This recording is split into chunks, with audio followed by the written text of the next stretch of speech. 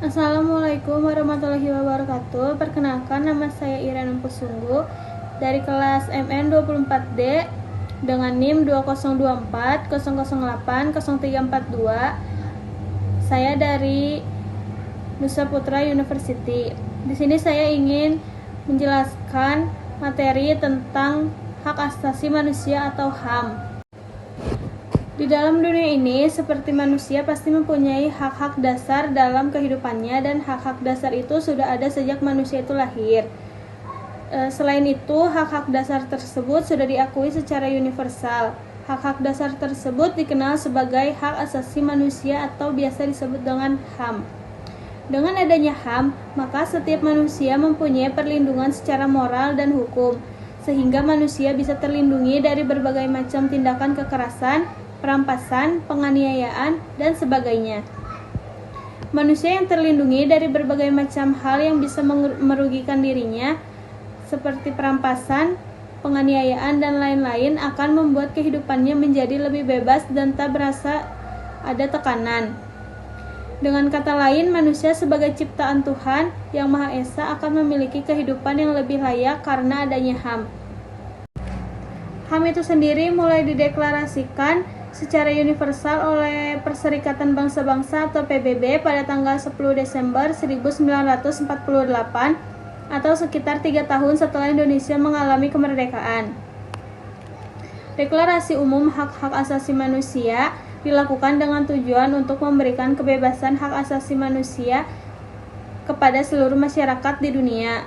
Selain itu, deklarasi HAM itu juga dilakukan dengan tujuan untuk menyadarkan masyarakat di seluruh dunia agar selalu menghormati dan menegakkan HAM. Deklarasi HAM yang sudah dikumandangkan dan disepakati oleh antar bangsa, maka setiap negara yang menjadi anggota PBB harus menghormati, menghargai, dan menegakkan HAM. Penegakan terhadap HAM harus dijunjung tinggi agar setiap manusia dapat berkomitmen untuk memajukan kehidupan manusia yang sesuai dengan HAM.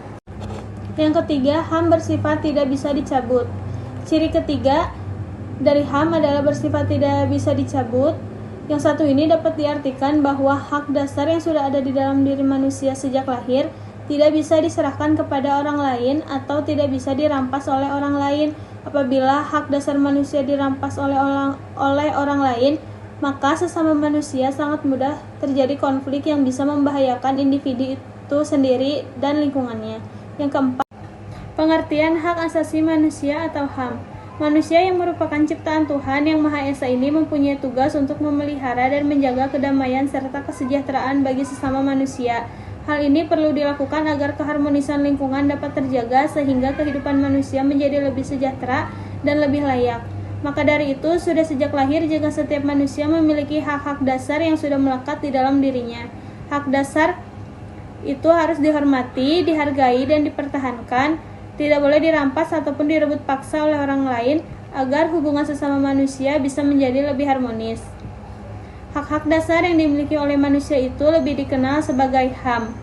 Meskipun setiap manusia sudah memiliki HAM, tetapi antara manusia satu dengan manusia yang lain harus tetap menjaga ciri-ciri hak asasi manusia. Setelah membahas pengertian hak asasi manusia berdasarkan konstitusi, kini kita akan membahas ciri-ciri dari hak asasi manusia. Yang pertama, HAM bersifat hakiki. Ciri pertama dari HAM yaitu bersifat hakiki adalah hak yang diberikan kepada semua manusia sejak lahir. Oleh sebab itu, setiap manusia harus menjunjung tinggi hak-hak dasar yang sudah dimiliki oleh manusia lainnya. Apabila sesama manusia bisa saling menghormati dan menjunjung tinggi satu sama lain, maka kemungkinan besar keharmonisan antar manusia dapat terjalin dengan baik. Kedua, HAM bersifat universal. Ciri kedua dari HAM adalah bersifat universal, yang artinya setiap manusia yang ada di seluruh dunia tanpa melihat latar belakang dari manusia itu sendiri. Yang keempat, HAM bersifat tidak bisa dibagi. Ciri keempat dari HAM adalah bersifat tidak bisa dibagi, yang berarti setiap manusia berhak untuk memperoleh semua hak yang sama, seperti hak sipil dan hak politik, hak ekonomi, serta hak sosial dan budaya. Jika HAM dibagi-bagi, maka akan ada manusia yang merasa dirinya diperlakukan tidak adil karena tidak mendapatkan hak yang sama dengan individu-individu lainnya. Macam-macam hak asasi manusia dan contoh-contohnya. Yang pertama, hak asasi untuk hidup. Contoh dari hak asasi untuk hidup seperti manusia berhak untuk hidup, setiap manusia berhak untuk mempertahankan hidupnya, dan setiap manusia berhak meningkatkan kesejahteraan hidupnya. Yang kedua, hak asasi berkeluarga dan melanjutkan keturunan. Terdapat beberapa contoh, yaitu setiap manusia atau individu berhak untuk membangun sebuah keluarga tanpa harus ada tekanan, serta berhak untuk memiliki keturunan lewat satu perkawinan yang sah. Yang ketiga, hak mengembangkan diri. Setiap manusia berhak untuk mengembangkan dirinya secara layak. Oleh sebab itu, muncullah hak asasi untuk mengembangkan diri. Adapun contoh dari hak ini yaitu setiap manusia berhak untuk berkomunikasi serta mendapatkan informasi sesuai kebutuhannya. Setiap manusia. Yang keempat, hak memperoleh keadilan. Setiap manusia berhak untuk mendapatkan keadilan yang sama di mata hukum, sehingga tidak ada diskriminasi terhadap individu atau kelompok tertentu. Hak memperoleh keadilan memiliki beberapa contoh, seperti asas praduga tidak bersalah atau seseorang berhak untuk tidak dinyatakan bersalah jika belum ada keputusan hukum yang sah dari sidang pengadilan. Yang kelima, hak atas kebebasan pribadi. Dalam kehidupan sehari-hari, setiap manusia berhak untuk menentukan kebebasan yang akan dipilihnya. Kebebasan itu masih akan diperbolehkan selama tidak merugikan atau membahayakan orang lain. Contohnya, yaitu setiap orang bebas menentukan agama yang akan dianutnya. Yang keenam, hak atas rasa aman. Setiap orang berhak untuk mendapatkan rasa aman sehingga dalam menjalani kehidupan akan lebih tenang. Hak atas rasa aman mempunyai beberapa contoh, yaitu perlindungan diri dan keluarga.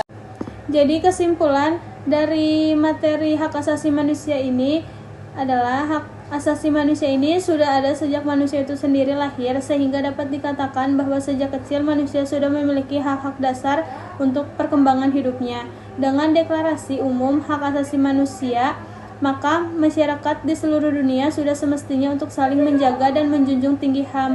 Hal ini perlu dilakukan agar sesama manusia dapat menjalani kehidupan yang lebih tenang, damai, dan layak.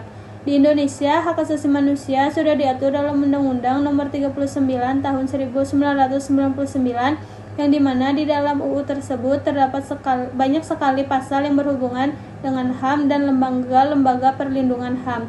Maka dari itu, sebagai warga Indonesia yang baik, kita perlu menjunjung tinggi HAM. Macam-macam hak asasi manusia menurut Deklarasi Universal HAM atau DUHAM. 1. Hak personal atau yang berkaitan dengan kebutuhan individu. Yang kedua, hak legal atau yang berkaitan dengan perlindungan hukum. Yang ketiga, hak sipil dan politik atau yang berkaitan dengan kebebasan menentukan pilihan politik. Yang keempat, hak subsistensi atau yang berkaitan dengan sumber daya untuk menunjang kehidupan. Yang kelima, hak ekonomi dan sosial dan budaya. Yang ketujuh, hak kesejahteraan. Adanya hak asasi manusia ini memberikan manusia untuk mendapatkan hak kesejahteraan. Contohnya, setiap lelaki maupun wanita berhak untuk mendapatkan pekerjaan yang sesuai dengan martabat kemanusiaan. Yang kedelapan, hak untuk ikut serta dalam pemerintahan. Indonesia yang menganut sistem pemerintahan demokrasi ini memberikan kebebasan berpendapat untuk masyarakat dan memberikan kebebasan dalam memilih pilihan politiknya. Yang kesembilan, hak wanita. Berdasarkan Undang-Undang Nomor 39 Tahun 1999 ini, terdapat hak wanita. Contohnya seperti wanita berhak untuk memperoleh perlindungan khusus dalam melaksanakan pekerjaannya. Yang ke-10, hak anak. Setiap anak yang lahir di dunia ini mempunyai hak atas perlindungan oleh orang tuanya. Contohnya seperti setiap anak berhak untuk mendapatkan sebuah nama dan status kewarganegaraan. Setiap anak berhak beribadah dan berpikir dan berekspresi dengan bimbingan orang tua atau